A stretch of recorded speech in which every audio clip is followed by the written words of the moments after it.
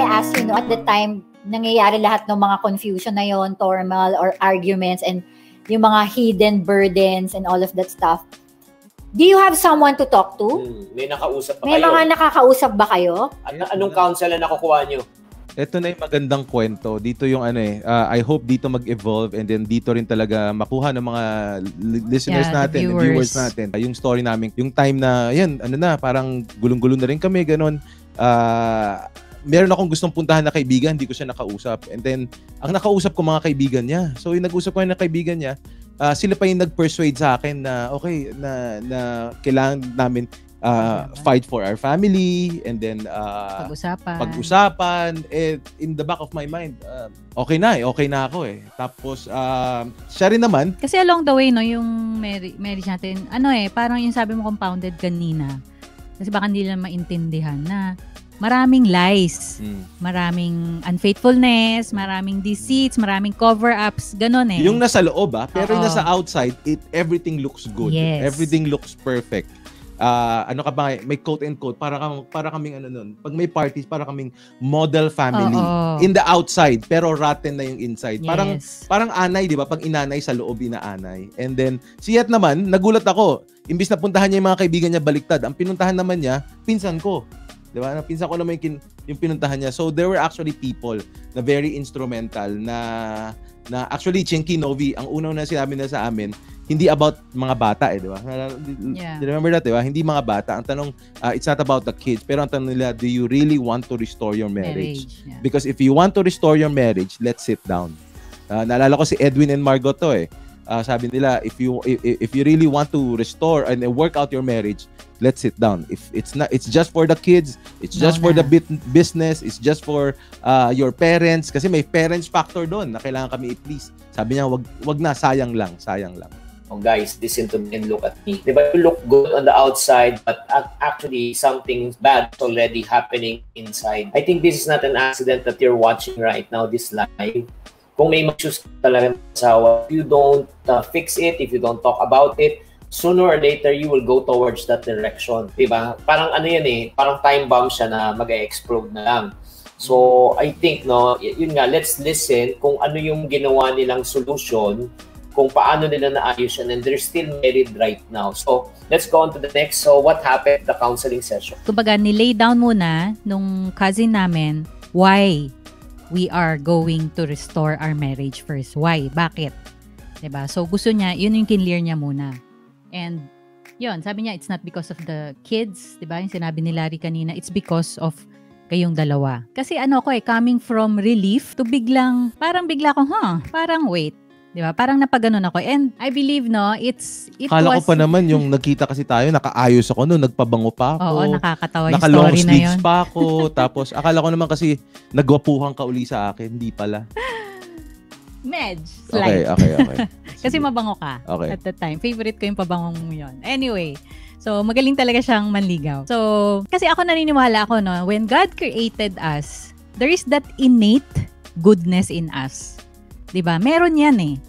And yun looking back, ano nga ba yung turning point? Bakit ako pumayag in the first place? Makipag-usap sa kanya. Relief na yung yung pakiramdam ko eh.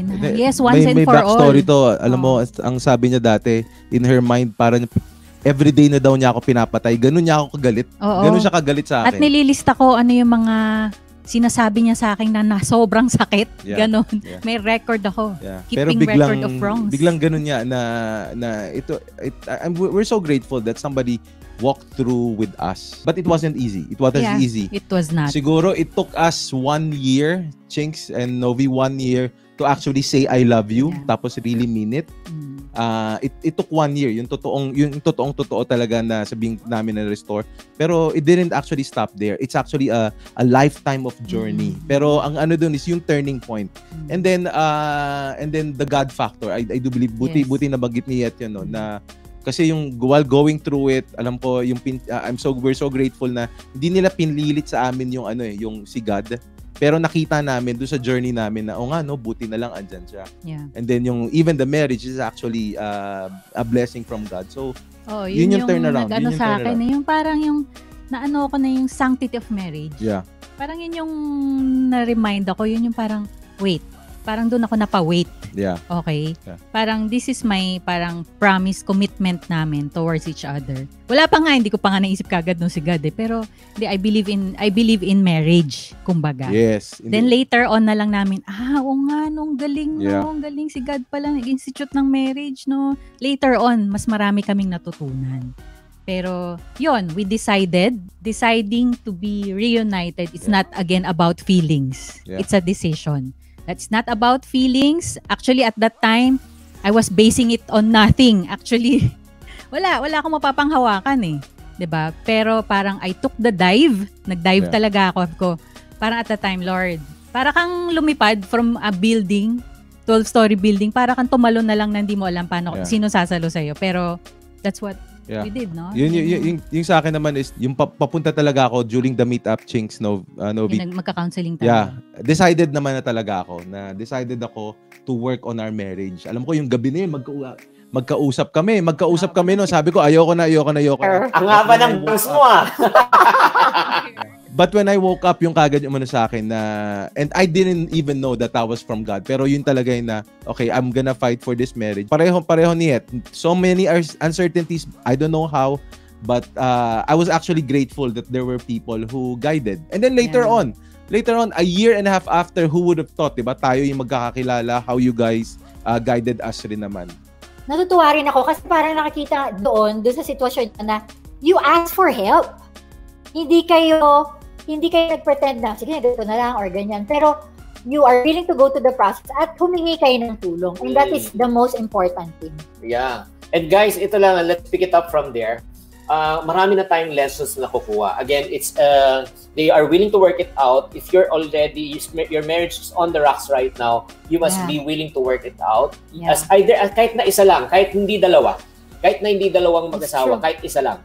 Number 2, and they made the decision to forgive one another, and they made the decision to work it out. And then number 3, ang importante is they went through counseling session. Nagpa-counsel sila, humingi sila ng tulong. So itong 3 practical tips lang sana, kung ma-pick up nyo po at magamit nyo rin po. Kung kayo po ay naguguluhan na, if you're confused already in your marriage, you can learn from this. So right now, let's move on. Paano naman yung process of healing? Healing. I like that. It really took a while. It was a process. There were times na, aamin lang po na it wasn't easy, but it came with a decision. And then may nabasa rin kami early on about yung marriage pala. I found out na being selfless siya. Selfless na yung sinabi natin na yung pag sinabi mo na ibibigay mo yung buong-buo mo, 'di ba? Yung sa natin sa marriage vows, 'di ba? Ibibigay mo yung buo. Talagang you're not gonna withhold anything. And that was the primary thing na really helped me in that healing process.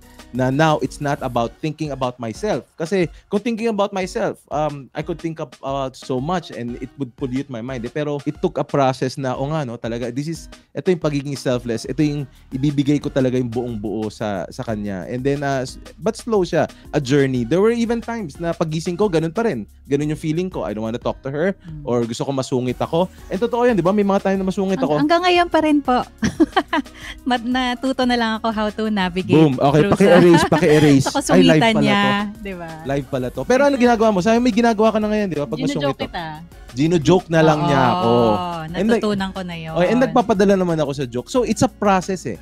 Guys, we don't have a perfect marriage. Yes, hindi po. Yes, magsisinungaling po kami kung sasabihin namin sa inyo we have a perfect marriage. But it's a journey. It's a journey, and then we learn how to laugh about things. And then now, yung process na kailangan talagang clear yung communication. Yun yung primary sa healing namin is communication.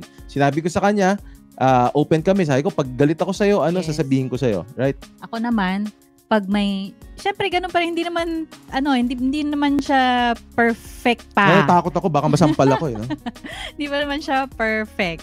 Almost. Ay, hindi pa rin. Okay. So anyway, ang nangyari sa amin was, 'di ba, nasabi namin nagka-counseling kami, 'di ba? And we learned the unconditional love, 'di ba? Na galing kay Lord. Ay, yung pala yung di natin na-acknowledge in the first place sa marriage. Hindi ko nga ma-spell yung unconditional eh. 'Di ba? So parang yes, kinasal tayo sa harap ng simbahan, pero after that, kanya-kanya na ulit tong diskarte. Parang naging ganun eh, 'di ba?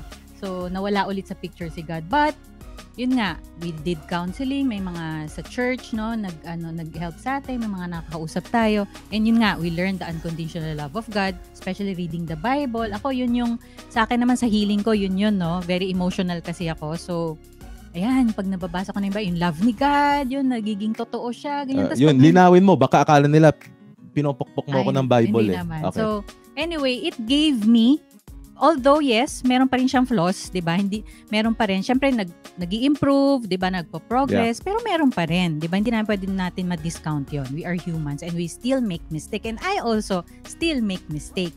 Pero anong nangyari sa akin? Nahila ko dahan-dahan na ano ko yung love ni God, and then naiba yung perspective ko on how I see marriage now and how I see him now. Yeah. 'Di ba? Kasi kung nandun pa rin ako, naku, paano na kung hindi siya magbago? Naku, paano na kung may ganito? Paano na kung ganito pa rin niya ako tratuhin? 'Di ba? So, edi, babalik, nako, downward spiral na naman ako. Pero nung once na-renew na yung mga old, mga pag-iisip ko tungkol sa kanya, dun na, napadali lalo ang healing namin. Kung napapansin mo, mahal, ang nagbago, hindi si Larry. Ang una nagbago, si Ed. Di ba kasi nagbago yung pananaw niya eh. Di ba?